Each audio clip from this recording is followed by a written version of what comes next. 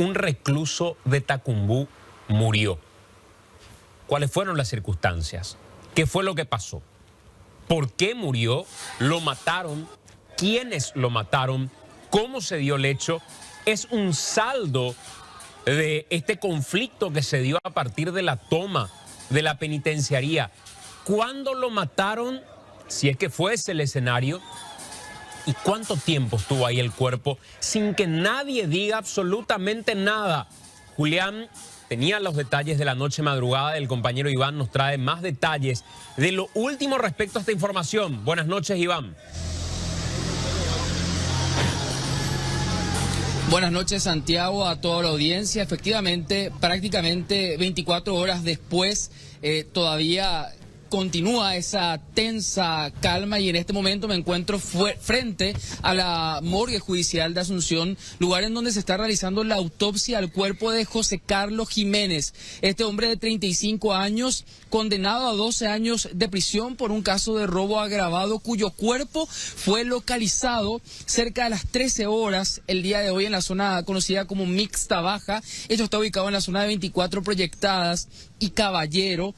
El hombre que probablemente muere a causa de una estocada es lo que se precisará en minutos más cuando los profesionales culminen la autopsia y nos den la precisión acerca de la causa de muerte. Pero efectivamente ya esta tarde nos adelantaban que en una inspección preliminar encontraron que él tenía la herida, lo que parecía ser una estocada en la zona del abdomen, lado izquierdo, y ya se presumía que probablemente el hombre muere a causa de un shock hipovolémico, es decir, por el sangrado, la hemorragia que sufre producto de esta herida sin ser auxiliado por absolutamente nadie. Probablemente él o los asesinos, con la complicidad de la oscuridad y el caos, acaban con la vida de este recluso ayer en horas de la noche.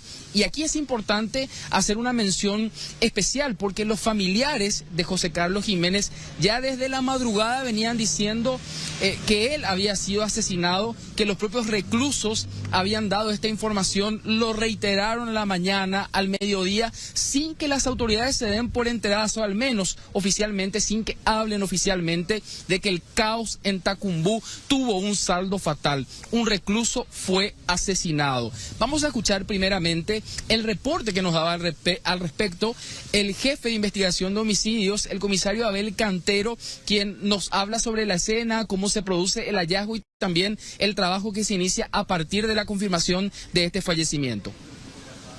Tenemos confirmada la identidad de la víctima, quien sería José Carlos Jiménez, de 35 años.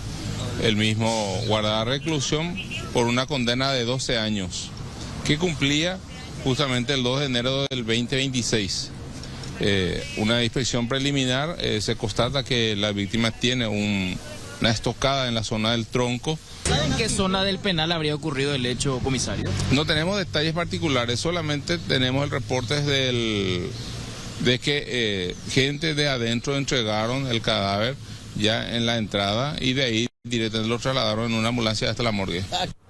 Eran los primeros datos que se iban conociendo, pero ante una incertidumbre realmente, Iván, respecto a la hora en la que ocurrió, si lo ocultaron, quiénes lo ocultaron, claramente nos demuestra que el sistema penitenciario estaba rendido a los pies de quienes tomaron el penal en ese momento y que si esto ocurrió durante la noche, nadie reportó hasta llegada la tarde prácticamente. Efectivamente, y también hoy las autoridades sumaban otros datos sumamente relevantes por parte de la policía. Nos confirmaban que esta persona tendría que haber cumplido con su condena de 12 años en el año 2026.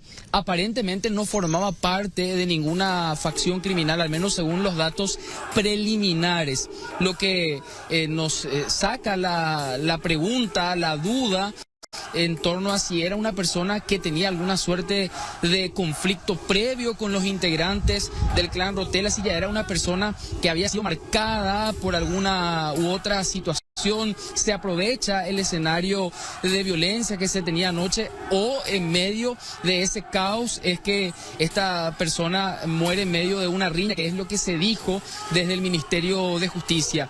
De hecho, preguntas que van a ser difíciles de ser respondidas porque las propias autoridades decían que producto del tiempo que ya pasó, probablemente muchos elementos ya se hayan perdido y no se pueda saber en qué circunstancias exactas ocurren este hecho. La autopsia será clave para conocer la causa real de la muerte de este hombre de 35 años condenado a 12 años de cárcel.